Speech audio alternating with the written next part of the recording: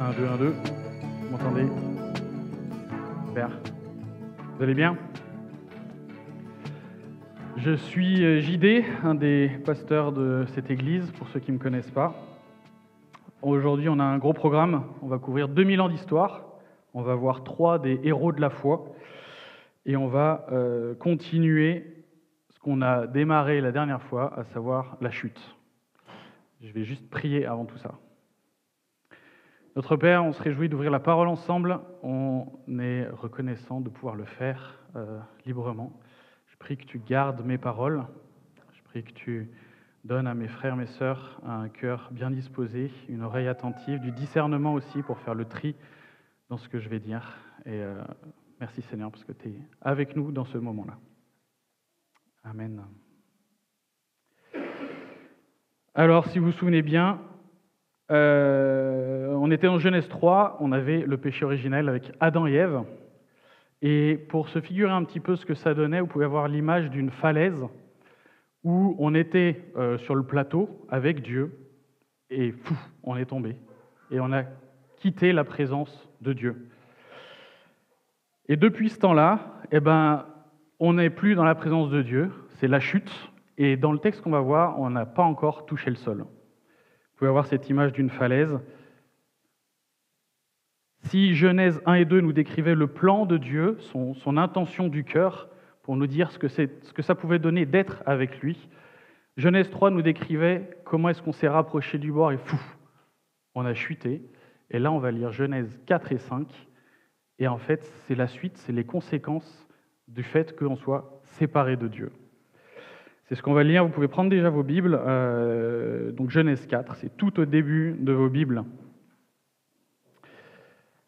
On va voir Caïn et Abel. Caïn et Abel, c'est les enfants de Adam et Ève. Ce sont les premiers êtres humains qui nous ressemblent vraiment. Alors je dis ça, c'est très important dans notre démarche de foi de nous identifier à Adam et Ève, évidemment. Il y a beaucoup de choses à aller chercher dans notre démarche de foi quand on s'identifie à Adam et Ève. Mais Caïn et Abel, ils nous ressemblent étrangement. Pourquoi ? Parce que c'est les premiers êtres humains à ne pas avoir connu cette communion avec Dieu. Adam et Ève ont connu ça. Caïn et Abel n'ont pas connu ça, comme nous. C'est les premiers à être nés dans un monde où le péché existe, comme nous. Et c'est probablement les premiers à avoir un nombril, comme nous aussi. Ça n'a aucune valeur théologique, mais je voulais juste le souligner. Ils nous ressemblent. On est aussi, nous, séparés de Dieu. On cherche à être acceptés par Dieu à nouveau, depuis qu'on a quitté cette falaise. Et en fait, c'est une démarche relativement universelle. Si vous regardez, si on enlève la notion de retrouver la relation avec Dieu, en fait, ce qu'on voit que l'homme a profondément dans le cœur, c'est une recherche de la paix. En fait, il y a quelque chose qui est dérangé, il y a quelque chose qui tourne par rond, il y a un tourment qui est là. Et la démarche globale de l'homme, c'est de rechercher à nouveau à être en paix. Et qu'on connaisse Dieu ou pas, on a cette démarche-là, en fait. L'athéisme moderne, il va dans cette direction. Il ne va pas chercher cette paix auprès de Dieu. Souvent, il va la chercher un peu à l'intérieur, en s'appuyant un peu sur les philosophies orientales. Mais la démarche, c'est la même. Il y a un truc qui tourne par rond. On veut retrouver cette paix. On a quitté la falaise. On veut retourner sur le plateau, là-haut. Les religions, elles, proposent souvent de retrouver la paix avec l'être divin. La religion chrétienne propose aussi ça, mais la réponse, elle est totalement différente de ce que vous trouverez ailleurs. Et c'est ce qu'on va voir aujourd'hui. Quand on est séparé de Dieu dans un monde rempli de péchés, puisque c'est l'état post-chute, on va voir comment être en paix à nouveau avec Dieu.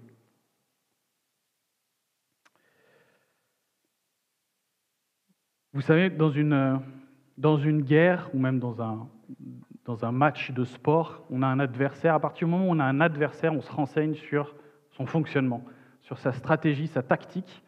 Et c'est bon pour nous de savoir comment est-ce que l'autre fonctionne si on veut avoir le dessus sur lui. Et je pense que dans la vie chrétienne, on ne fait pas suffisamment ça. On ne regarde pas suffisamment le fonctionnement du péché pour se dire, là, il fonctionne comme ça le péché, je veux éviter ça. Ça ne doit pas être notre préoccupation première, mais on ne peut pas faire l'économie de de ne pas savoir comment fonctionne le péché. En théologie, on a l'habitude de définir le péché avec les 3 ennemis spirituels, le diable, la chair et le monde. Qui a déjà entendu le péché décrit comme ça? Ça vous parle? Un petit peu, ouais. Le diable, la chair et le monde, on appelle ça les ennemis spirituels, et vous l'avez entendu, dans Genèse 3, on avait un gros focus sur le diable. Souvent, ils sont évidemment très entremêlés, hein.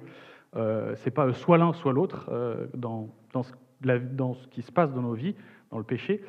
Mais Genèse 3, c'était moins entremêlé, puisque le monde n'était pas là. Par exemple, pour Adam et Ève, le monde n'était pas là. Et donc Genèse 3 fait un gros focus sur le diable. Il y a le serpent dans le jardin. Voilà. Ce qu'on va voir aujourd'hui, c'est la chair et le monde. Genèse 4 et 5 parlent de la chair et du monde et du fonctionnement du péché vis-à-vis de ces 2 ennemis spirituels. Comment ça fonctionne à l'intérieur pour que le péché existe? Ça, c'est la chair. Comment ça fonctionne à l'extérieur pour que le péché existe et prolifère? C'est l'influence du monde. Alors, on va lire. Je ne vais pas afficher le texte. Suivez avec moi. Tout le monde a une Bible. Il y a des Bibles qui sont sur les chaises. Servez-vous. Si vous n'avez pas de Bible, peut-être levez la main et peut-être que quelqu'un peut en sortir quelques autres. Mais voilà, on est dans Genèse 4 et je vais lire Genèse 4, 1 à 15 dans un premier temps. Adam eut des relations conjugales avec sa femme Ève. Elle tomba enceinte et mit au monde Caïn. Elle dit « J'ai donné vie à un homme avec l'aide de l'Éternel ». Elle mit encore au monde le frère de Caïn, Abel. Abel fut berger et Caïn fut cultivateur. Au bout de quelque temps, Caïn fit une offrande des produits de la terre à l'Éternel. De son côté, Abel en fit une des premiers-nés de son troupeau et de leur graisse. L'Éternel porta un regard favorable sur Abel et sur son offrande, mais pas sur Caïn et sur son offrande. Caïn fut très irrité et arbora un air sombre. L'Éternel dit à Caïn, « Pourquoi es-tu irrité? Pourquoi arbores-tu un air sombre? Certainement, si tu agis bien, tu te relèveras. Si en revanche tu agis mal, le péché est couché à ta porte et ses désirs se portent vers toi, mais c'est à toi de dominer sur lui. » Cependant, Caïn dit à son frère Abel, « Allons dans les champs. » Et alors qu'ils étaient dans les champs, il se jeta sur lui et le tua. L'Éternel dit à Caïn, « Où est ton frère Abel ?» Il répondit, « Je ne sais pas. Suis-je le gardien de mon frère ?» Dieu dit alors, « Qu'as-tu fait? Le sang de ton frère crie de la terre jusqu'à moi. Désormais tu es maudit, chassé loin du sol qui s'est entrouvert pour boire le sang de ton frère versé par ta main. Quand tu cultiveras le sol, il ne te donnera plus toutes ses ressources, et tu seras errant, vagabond sur la terre. » Caïn dit à l'Éternel, « Ma peine est trop grande pour être supportée. Voici que tu me chasses aujourd'hui de cette terre. Je serai caché loin de toi. Je serai errant et vagabond sur la terre, et toute personne qui me trouvera pourra me tuer. » L'Éternel lui dit, « Si quelqu'un tue Caïn, Caïn sera vengé 7 fois. » Et l'Éternel mit un signe sur Caïn afin que ceux qui le trouveraient ne le tuent pas. Jusqu'ici, on s'arrête. Dans un premier temps, je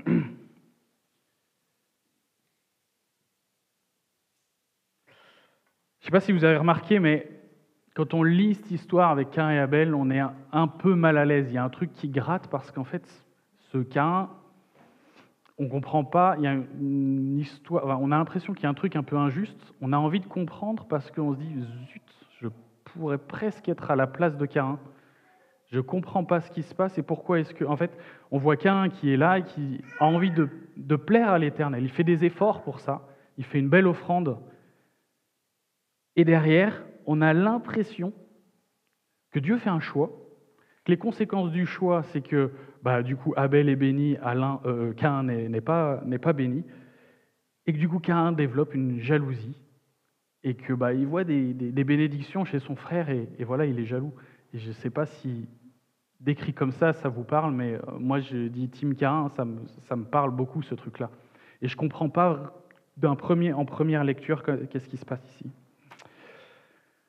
Alors ça nous pose vraiment la question, pourquoi est-ce que Dieu préfère l'offrande de Abel? C'est ça la question que nous pose le texte. Qu'est-ce qu'il a fait de mal, ce Caïn, pour que son offrande ne soit pas agréée de la même manière?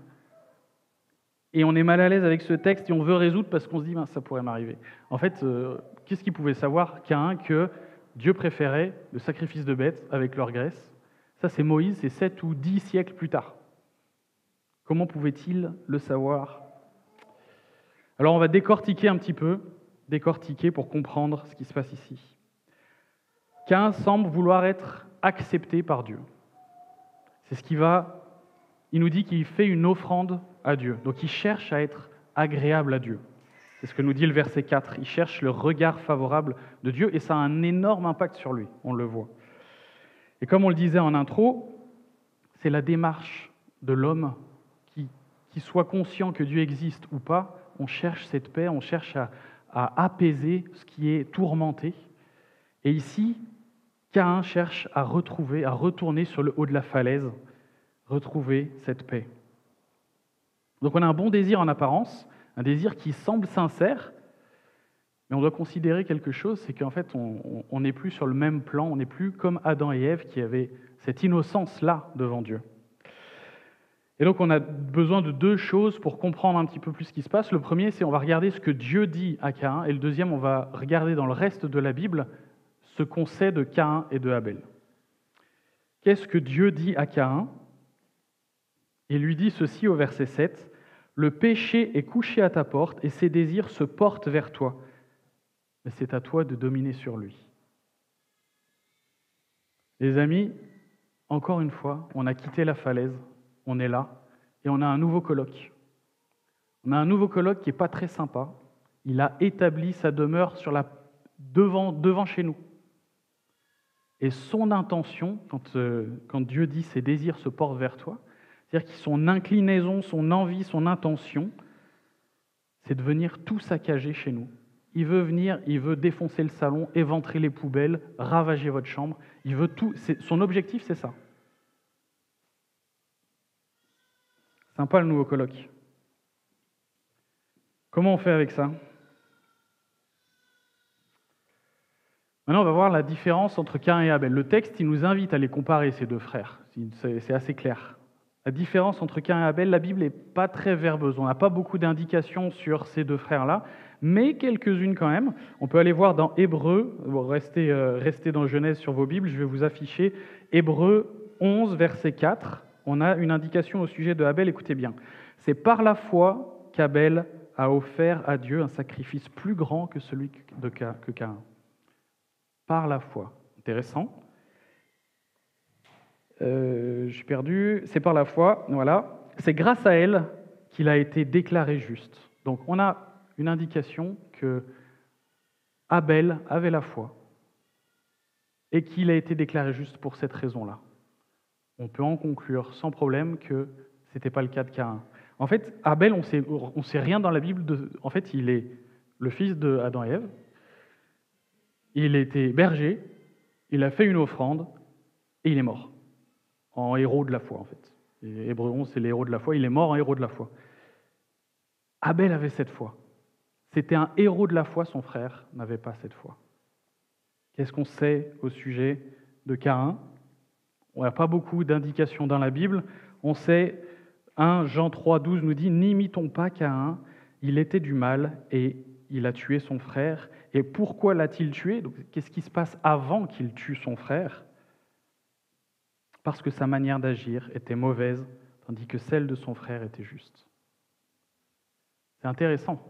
Donc on a un Caïn qui n'avait pas la foi et qui avait une mauvaise d'agir évidemment, une mauvaise d'agir de tuer son frère, on se doute que c'est plutôt pas trop une bonne idée, mais même avant ça, il avait une mauvaise manière d'agir. Et donc les amis, on a deux, trois informations ici qui sont intéressantes. Qu'est-ce que c'est la foi? C'est pas juste croire que Dieu existe. Je ne sais pas si vous avez souvent entendu ça. Est-ce que tu as la foi? Oui, moi je pense que Dieu existe, j'ai la foi. Caïn, il croyait que Dieu existe. Il lui a offert une offrande. S'il ne croit pas que Dieu existe, je ne sais pas ce qu'il fait. Caïn, il croit que Dieu existe, mais c'est largement pas suffisant. C'est pas ça la foi.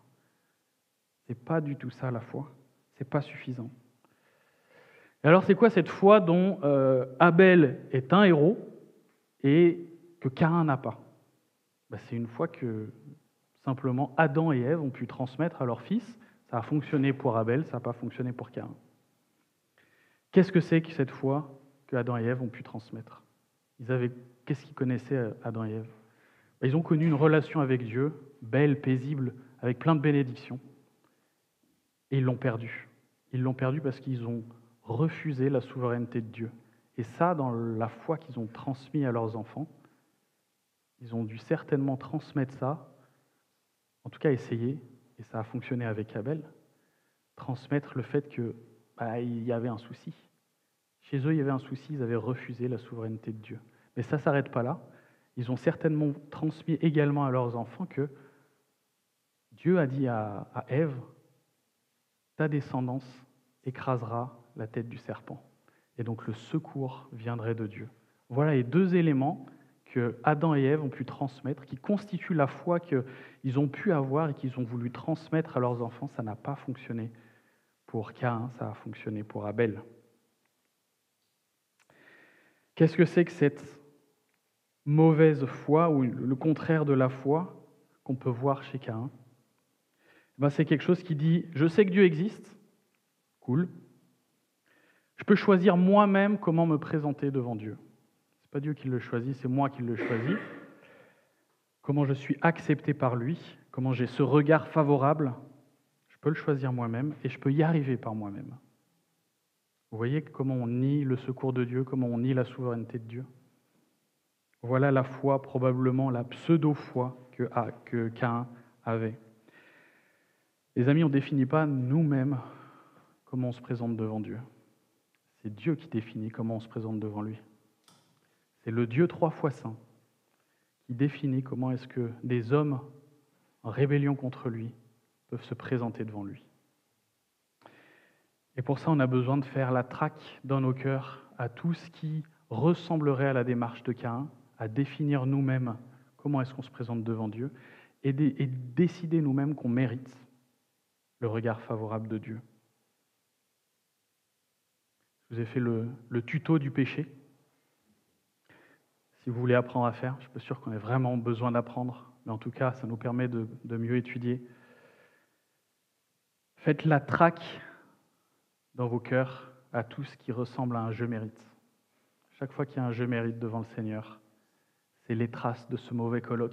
Il laisse ses chaussettes sales derrière lui, il laisse plein de choses derrière lui, et ses désirs portent sur nous pour dominer sur nous. Et ensuite, l'engrenage va très vite. Maintenant qu'on a qu'on a défini nous-mêmes comment est-ce qu'on se présente devant Dieu, ce qui est juste, maintenant qu'on a défini nous-mêmes ce « je mérite » devant le Seigneur, alors la suite, qu'est-ce qui se passe? On a l'engrenage du mécontentement qui arrive. Les étapes d'après, c'est que des 1. C'est censé être 1, 2, 3, 4. L'engrenage du mécontentement qui arrive, le manuel du péché se déroule. Le mécontentement ici se caractérise par la jalousie de Caïn envers son frère. Et c'est ce qu'on appelle globalement en fait la convoitise. Vous savez, la convoitise, on l'utilise souvent pour décrire convoiter les richesses, une situation favorable pour quelqu'un, des bénédictions, la convoitise sexuelle et tout ça. En fait, la Bible, quand elle utilise le terme convoitise, c'est très très très large et ça commence par le mécontentement. Quand il y a du mécontentement dans notre cœur, on peut directement cibler, savoir qu'il y a de la convoitise. À ce moment-là, Dieu dit à Caïn qu'il a un air sombre, ça veut dire qu'il est déjà en train de chuter, il est déjà en train de tomber. Et alors la trajectoire continue, l'engrenage continue, la suite logique du mécontentement, quand on n'obtient pas ce qu'on veut, il y a la colère, et la colère ici, elle finit en meurtre. Les amis, on a besoin de traquer tous les « je mérite » dans nos cœurs, tous les « j'exige » dans nos cœurs, parce que c'est là que prend racine le péché. Dans un monde séparé de Dieu, où le péché il est devenu notre coloc, où il a envie de tout saccager, quel frère est-ce qu'on veut être? Est-ce qu'on veut être celui qui dit « je mérite » et je choisis seul comment je peux me présenter devant Dieu, et il se retrouve seul à dominer sur le péché? Ou est-ce qu'on est le frère qui reconnaît la souveraineté de Dieu, qui se présente devant Dieu en cherchant quels sont les termes de Dieu, et qui offre son offrande avec cette assurance que son secours et l'acceptation, elle vient de Dieu lui-même. L'un et l'autre, ils ont le même colloque, le même que nous, Ils n'ont pas du tout la même manière de traiter avec le colloque. Les conséquences, on l'a lu, la conséquence qui suit, Dieu juge et sanctionne le péché. Là où Adam et Ève étaient chassés loin de Dieu, Caïn, il est chassé loin, loin, loin de Dieu, errant et vagabond sur la terre. Alors on va regarder la suite. La suite, on va lire à partir du verset 16, l'influence du péché venant de l'extérieur, le monde. Je lis à partir du verset 16, je sauterai quelques versets parce que c'est un petit peu long. Je vous dirai, Caïn s'éloigna de l'Éternel et habita le pays de Nod, à l'est d'Éden. Caïn eut des relations conjugales avec sa femme, elle tomba enceinte et mit au monde Hénoch. Il construisit ensuite une ville à laquelle il donna le nom de son fils Hénoch. Hénoch eut pour fils Irad, Irad eut Méhujaël, Méhujaël eut Méthuchaël, et Méthuchaël eut Lémec. Lémec prit 2 femmes. L'une s'appela Ada, l'autre Tsilla. Ada mit au monde Jabal, il est l'ancêtre de ceux qui habitent sous les tentes et près des troupeaux. Le nom de son frère était Jubal, il est l'ancêtre de tous ceux qui jouent de la harpe et du chalumeau. De son côté, Tsilla mit au monde Tubal-Caïn, il forgeait tous les outils en bronze et en fer. La sœur de Tubal-Caïn était Nahama.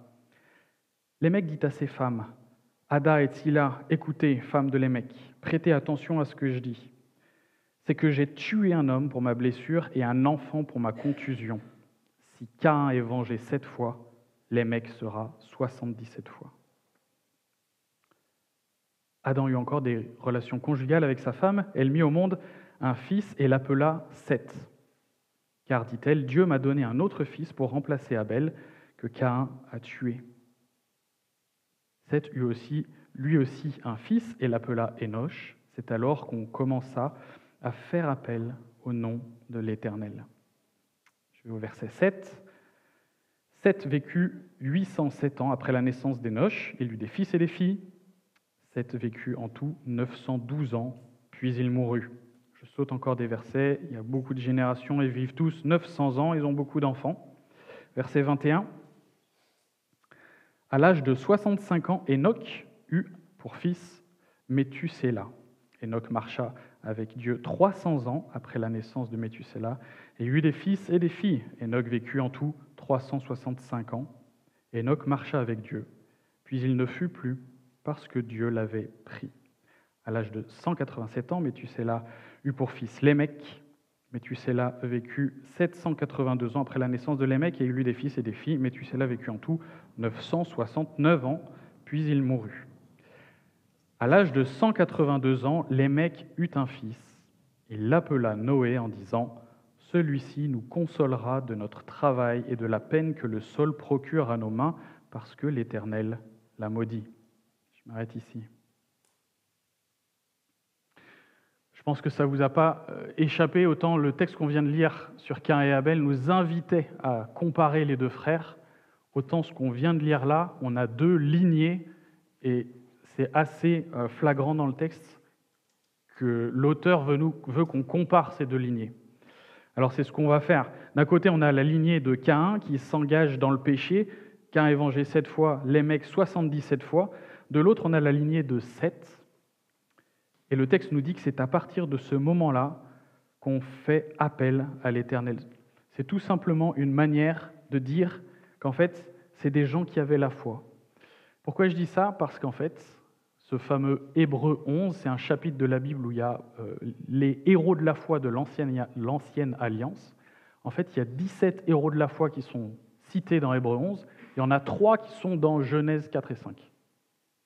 Donc je pense que ça parle de la foi. Et là-dedans, on a des héros de la foi, des gens qui ont été remarquables par leur attachement à l'Éternel. En voyant ces 2 lignées qui sont si différentes et qui parlent de foi et de non-foi, ça doit nous mettre la puce à l'oreille. Qu'est-ce qu'on transmet à nos enfants? Quels parents on veut être, quand on voit ces 2 lignées-là? On imagine sans problème que Adam et Ève, comme on l'a dit, ils ont voulu transmettre la foi à Caïn, à Abel.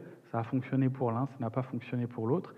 Et quand Seth arrive, c'est pas dans le texte, mais j'imagine franchement qu'ils se sont dit, on va revoir un peu nos méthodes d'éducation et la manière dont on transmet la foi, parce que on ne peut pas se permettre que ça plante, en fait. Et on imagine sans trop de problème que Adam et Ève, ils ont redoublé d'efforts pour transmettre la vraie foi à leur enfant Seth. Les amis, il y a plein de manières de transmettre la foi à nos enfants. Dans notre église, on est bénis, on a un super Bible Club, on a un groupe de jeunes aussi qui est top. Si vous cherchez des manières de servir le Seigneur, ça recrute. On a besoin de gens pour prendre soin dans le Bible Club, soin des jeunes. On a besoin de gens pour s'investir dans le groupe de jeunes. C'est une super manière de le faire. Malgré tout, la responsabilité de transmettre la foi, c'est à la maison, c'est les parents. Ça nous invite à réfléchir comment est-ce qu'on s'implique en tant que parents, quelle foi on transmet, à quoi ressemblent les cultes familiaux, à quoi ça ressemble ma manière de reconnaître mes fautes et ma manière d'être démonstratif envers mes enfants quand je veux lui montrer que j'ai terriblement besoin du Seigneur, quand je suis pas là où je devrais être. Ces deux lignées-là nous alertent là-dessus. Et comme je disais, donc le texte continue et on est invité à les comparer. Dans les deux lignées, on a un Hénoch dans chacune des lignées. Et dans chacune des lignées, on a un Lémec. Alors qu'est-ce qu'il nous dit le premier Hénoch, celui de Caïn? C'est le fils de Caïn. Et Caïn, Dieu lui avait dit, tu seras errant et vagabond sur la terre. Qu'est-ce que fait Hénoch? Il s'installe, il pose une ville. Un peu pour faire un pied de nez, un peu comme pour faire un pied de nez au jugement de Dieu, on a l'impression. Et dans la suite, la descendance de Hénoch, en fait, on voit qu'il y a tout le développement d'une société. Vous regardez les versets 20 de 20 à 22. En fait, il y a de l'agriculture, de l'industrie, des arts. En fait, il y a vraiment la description d'une société là qui se développe. Et alors, on ne veut pas du tout dire que la culture et la société, c'est une mauvaise chose. Ce n'est pas le raccourci qu'on veut faire, pas du tout. Par contre, le texte, là, il nous montre très très clairement qu'il y a deux écueils possibles. Quand la société se déploie comme ça et qu'on s'investit et qu'on suit le mouvement de la société, il y a deux écueils possibles. Le premier, c'est tout simplement de s'accommoder du péché et de rentrer dans le péché, de continuer avec le péché de la même manière que la société le fait. Le deuxième écueil, c'est là on voit que la société tend un petit peu à adoucir, c'est l'impression que ça donne, adoucir l'effet du péché, adoucir le fait d'être loin de Dieu.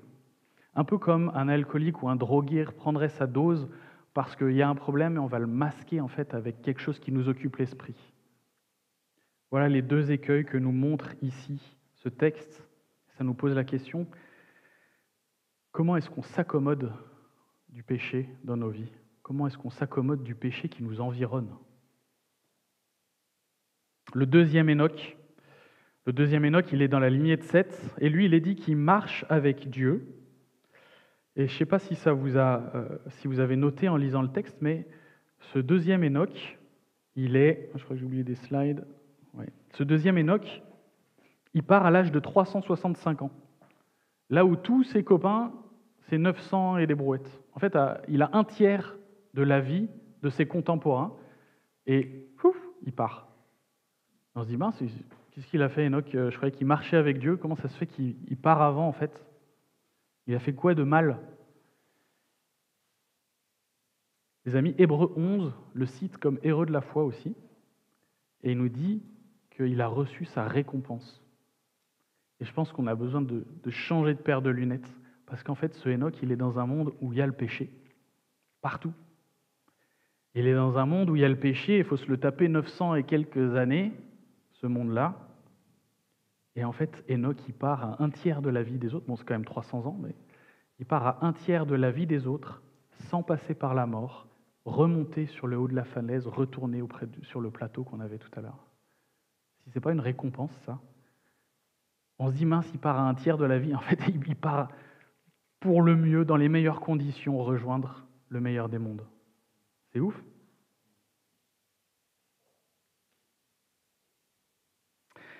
Je disais aussi, on a deux Lémecs dans cette lignée.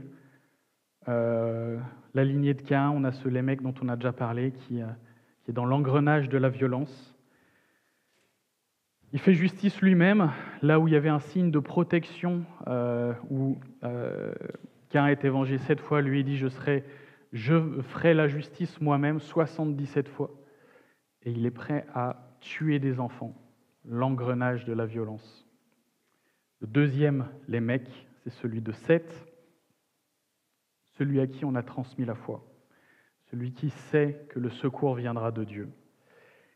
Et ce Lémec-là, il nomme son fils Noé en disant « Celui-ci nous consolera », il attend d'être consolé, « Celui-ci nous consolera de notre travail et de la peine que ce sol procure à nos mains, parce que l'Éternel l'a maudit. » On lui a transmis la foi, il sait que le secours viendra de Dieu et il s'y attend. Dans un monde qui est séparé de Dieu,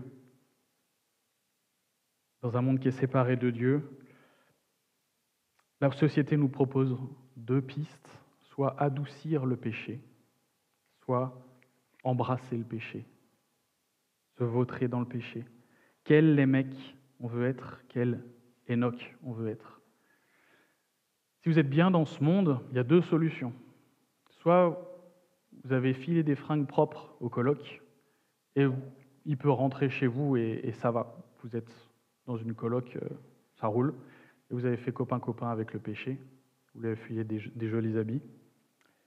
L'autre solution, c'est que non, vous faites votre possible, il vous embête ce coloc-là, vous n'en voulez pas. Vous n'en voulez pas, il est toujours là à tambouriner à la porte, mais vous savez qu'un jour, vous avez fait appel à Dieu et vous savez qu'un jour, il ne sera plus là, ce coloc. Un jour, ça ne sera plus cette tentation-là qui sera là en permanence. On a besoin d'avoir un regard aiguisé sur la société, les amis. On a besoin que Dieu nous ouvre, nous donne du discernement sur ce qui nous environne. On a besoin d'être le Lémec de Seth pour avoir ce discernement-là. On a besoin d'être le Enoch de Seth pour se dire un jour, on sera à nouveau sur le plateau de la falaise. On ne sera plus dans cette chute-là. Donc à travers ces deux lignées, on a vu qu'il y avait des générations et des générations. On a suivi une petite partie des gens. Il faut avoir en tête qu'à chaque fois, il dit ils eurent des fils et des filles. C'est vrai pour toute la lignée de Seth. On imagine que Caïn, dans sa lignée, il y a eu des fils et des filles aussi. Donc ça fait beaucoup de monde à la sortie. On a suivi qu'une petite partie de ces gens-là. Ceux à qui on a transmis la foi et que la foi s'est enracinée correctement. On ne sait pas trop ce que deviennent tous les autres, si ce n'est qu'on a une photo finish, une photo de groupe. En Genèse 6, si vous regardez, on va lire les versets 5 à 8 de Genèse 6. L'Éternel vit, je vais mettre le texte, l'Éternel vit que les hommes commettaient beaucoup de mal sur la terre et que toutes les pensées de leur cœur se portaient constamment et uniquement vers le mal. L'Éternel regretta d'avoir fait l'homme sur la terre et il eut le cœur peiné. L'Éternel dit « J'exterminerai de la surface de la terre l'homme que j'ai créé, depuis l'homme jusqu'au bétail, aux reptiles, aux oiseaux, car je regrette de les avoir faits. » Cependant, Noé trouva grâce aux yeux de l'Éternel. Voilà l'influence de la chair pour que se développe le péché en nous. Voilà l'influence du monde pour que le péché s'entretienne et croisse. Et voilà l'engrenage qui mène au jugement. Il est dit que Dieu regrette d'avoir créé l'homme. C'est pas tellement qu'il se dit mince, j'ai fait une erreur. Oups. Le texte nous dit simplement c'est qu'il est triste. Il a le cœur peiné de voir ce gâchis. Caïn et sa lignée, ils ont choisi de faire la paix avec le péché. Abel et la lignée de Seth, ils ont choisi de faire la paix avec Dieu. Les amis, avec qui ont choisi de faire la paix?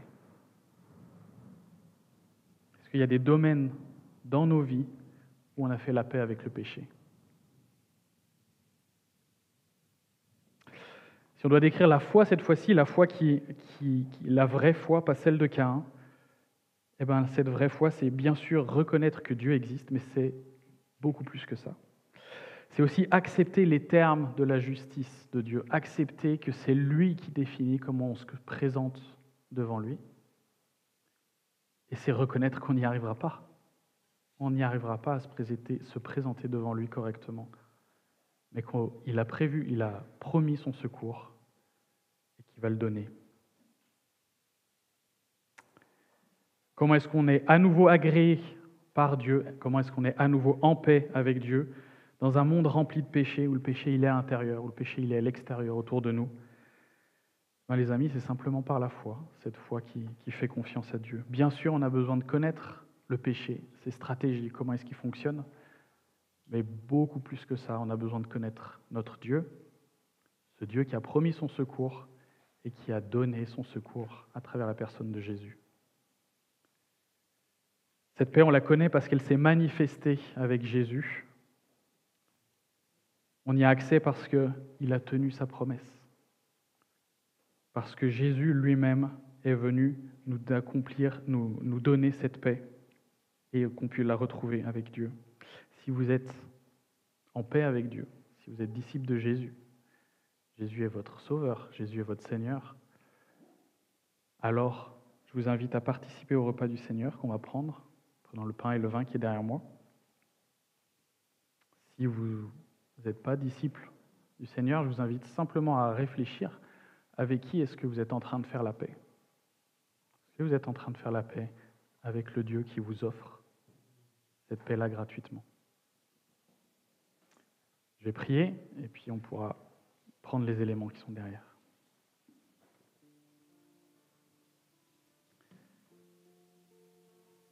Père éternel, on a besoin de toi. On a besoin de toi pour nourrir cette foi. On a besoin de toi pour ne pas nous égarer et ne pas avoir des « je mérite » dans nos cœurs. On a besoin de toi pour accepter ta souveraineté, se soumettre à ça. On a besoin de toi pour transmettre une foi à nos enfants. Tu vois combien c'est difficile. On a besoin de toi pour avoir du discernement dans ce monde où le péché nous environne. On a besoin de toi absolument dans toutes les situations, Seigneur. Je prie que je sois rapide à nourrir cette foi, à venir à toi, rapide à savoir que on a ce secours en toi, rapide à se dire que, comme Enoch, on sera aussi un jour auprès de toi, et que ce monde qui est rempli de péché, ce péché aussi qui est à l'intérieur de nous, ça ne sera plus le cas, Seigneur. Puisse se réjouir aussi de ça et que notre foi puisse être nourrie de cette espérance-là. Au nom de Jésus.